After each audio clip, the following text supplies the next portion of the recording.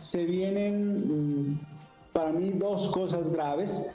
Lo primero, el tema del catastro multipropósito, en el cual se promete mayores ingresos para los municipios a través del incremento del impuesto predial. Si bien es cierto, el catastro desde la parte legal y como un sistema de información es necesario, pero cuando revisamos experiencias como las experiencias que tuvieron en Popayán, donde los catastros se multiplicaron entre el 600 y el 2000%, su valor es gravísimo porque termina incrementándose los costos de producción. Esto aunado a la reforma laboral, que realizamos una audiencia pública hace más o menos un mes, donde le proponemos al gobierno nacional que es necesario crear un fondo especial para pensiones de personas que trabajan en el sector agrario, porque toda la carga laboral, como lo plantea el gobierno nacional, para un sector que está en crisis, será muy difícil de cumplir y se quedará simplemente en el papel, y si se obliga a cumplir, el sector cada vez reducirá su rentabilidad. Entonces, combinado reforma laboral, más catastro multipropósito, más altos costos de fertilizantes e insumos y competencia desleal con países que subsidian grandemente el agro a través de los tratados de libre comercio, es un sector que tiende a desaparecer. Entonces, la política agraria de este gobierno está centrada en la entrega de tierras, pero la pregunta es ¿qué se va a cultivar sobre esas tierras si las actividades agropecuarias hoy no son rentables? Grave. Ahora, ustedes realizaron una audiencia pública, se analizó el tema de dicha reforma. ¿Cuáles van a ser las afectaciones que va a sufrir el campesino y el trabajador del campo con esas reformas? Bueno, nosotros analizamos que son básicamente aumento de los costos de producción. Tener que cumplir unas obligaciones, por ejemplo en ganadería, que tenemos los 365 días del año laborando, diferente al sector agrícola que ellos descansan sábados y domingos. Acá se debe brindar cuidado los 365 días del año, y también incluso se tiene que vigilar en las noches los animales para que no se los roben. Eso implica cumplir unas obligaciones, como está hoy la reforma laboral, que van a ser impagables. Y por eso al gobierno nacional se dice, bueno, sí hay que dignificar la actividad en el campo, pero denos las herramientas, creemos un fondo. Y si en ese fondo aporta el gobierno nacional, aportan los productores, aporta el mismo trabajador, creo que es posible cumplirlas. De lo contrario, va a ser muy difícil cumplir. Aumenta los costos y eso le resta competitividad a nuestro sector frente a alimentos altamente subsidiados. Imagínense que Estados Unidos tiene una economía 74 veces más grande que la colombiana, y mientras Colombia destina alrededor de 2.500 millones de dólares para el agro, Estados Unidos destina cerca de 50.000 millones de dólares en subsidios a sus productores. Allí está entonces la diferencia de cómo los gobiernos apoyan verdaderamente al campo y cómo pues otros como el nuestro pues se dedican a hablar mucho, pero finalmente no terminan apoyando realmente. ¿Cómo vamos? ¿En cuánto tiempo los ganaderos estarían desapareciendo o estarían, digámoslo así, ya teniendo que cambiar su actividad comercial? Nosotros hemos analizado cifras de otros países. Creo que lo que buscan son economías de gran escala, que se queden solo los grandes productores. O sea, para el público en general, leche va a seguir existiendo para consumo, no sé a qué precios.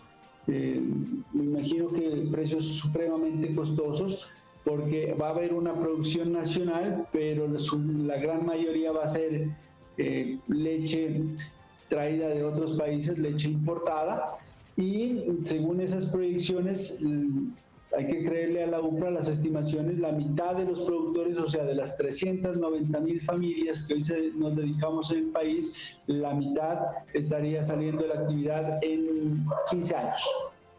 Y diría yo, daríamos otro término de otros 15 años para que terminen siendo cerca de 15.000 o 20.000 fincas nomás las que terminen abasteciendo la producción local, y el resto va a ser leche importada, porque a partir del 2026 ya puede entrar cualquier cantidad de leche libre de impuestos. 2026 de Estados Unidos y 2028 de la Unión Europea. Actualmente pagan arancel, que se ha ido desgravando poco a poco. Antes, en el 2010, teníamos un arancel del 98%, hoy no pasa de ser del 8%. Entonces, eso ha facilitado, las empresas importadoras están felices, y usted mira que las noticias nacionales se centran en inauguración de grandes empresas en zonas cercanas a los puertos. Miramos cómo el presidente acudió a la inauguración y felicitó a Nestlé hace más o menos unos 2 meses, donde decía que existe confianza inversionista de esos países porque se iba a montar una gran empresa en la costa atlántica, pero esas empresas están destinadas a importar y procesar en esos sitios para luego distribuir al resto del país. Y lo propio también pasa con empresas cercanas al puerto de Buenaventura, donde empiezan a ubicarse cercanas a esos sitios para poder luego distribuir al país. Entonces, no son empresas que se están ubicando o que están pensando comprarle al productor nacional, sino que están pensando en traer de otras partes, procesarlas ahí en zonas francas o en otras empresas especializadas y distribuir posteriormente al centro del país. Creo yo que el panorama no es bueno, el panorama es difícil, y por eso nuestra insistencia en la necesidad de esa revisión y la renegociación de los acuerdos comerciales, que es posible. Es posible denunciar los tratados de libre comercio, un gobierno lo puede hacer, pero miramos que este gobierno hoy está cada vez más inclinado a las políticas del Fondo Monetario Internacional, del Banco Mundial, y todo lo que se hace se busca el visto bueno de los Estados Unidos. Los Estados Unidos es un país que se puso como meta hace más de 40 años conquistar los mercados mundiales. No hay que olvidar esos conceptos que rigen la política americana: conquistar los mercados mundiales.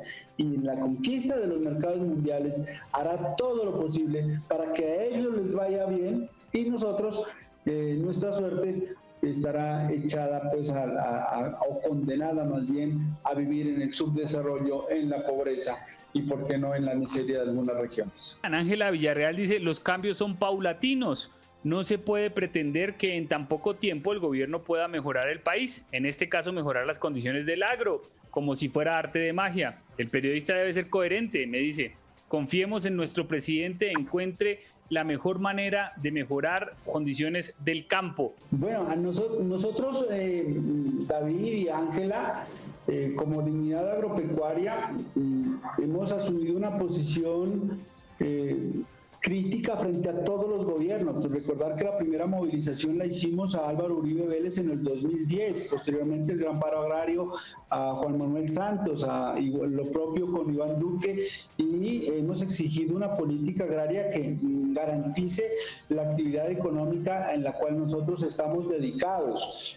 Y miramos con muchas esperanzas lo prometido por este gobierno, primero en campaña y luego. Fernando Velasco, recién posesionado, manifiesta que se le va a solicitar al gobierno de Estados Unidos la revisión de los tratados de libre comercio. Nosotros aplaudimos y lo miramos como un gesto positivo, y que además iba a cumplir el compromiso de campaña y uno de los compromisos de gobierno. Desafortunadamente han pasado 9 meses y esa ilusión se nos ha ido diluyendo, porque vemos que una de las soluciones para el sector lácteo especialmente, para el sector de la papa, para el sector del arroz, del maíz, es la revisión de los acuerdos comerciales. Mientras no se haga eso, la actividad productiva no es posible competir con los enormes subsidios de Estados Unidos y la Unión Europea. Mientras Estados Unidos subsidia con $50.000 millones a sus productores, la Unión Europea lo hace con el doble, con $100.000 millones. Competir con esas chequeras son peleas de tigre con burro amarrado, y por eso es nuestro pesimismo. Además, analizar otro factor. Inicialmente, el gobierno prometió incremento del presupuesto a 4 billones de pesos como uno de sus grandes logros. Recordar que en el 2013 el gobierno de Juan Manuel Santos anunció 5.2 billones de pesos. 2013, 5.2 billones de pesos. 2023, 4 billones de pesos. Y tiene anunciado para el siguiente año en el presupuesto reducción a la mitad. Eso significa que las prioridades del gobierno no siguen siendo el sector agropecuario. Y los factores que yo anuncio, el tema de catastro multipropósito es un tema de este gobierno, que incrementará los costos de producción. Y los temas de la reforma laboral para el sector rural y la no creación del fondo especial para los trabajadores rurales son temas de este gobierno. Y cuando se tapan los oídos y no escuchan al sector productivo, nos queda a nosotros simplemente dar a conocer la situación a los productores y seguir exigiendo, seguir demandando apoyo estatal de una verdadera política agraria.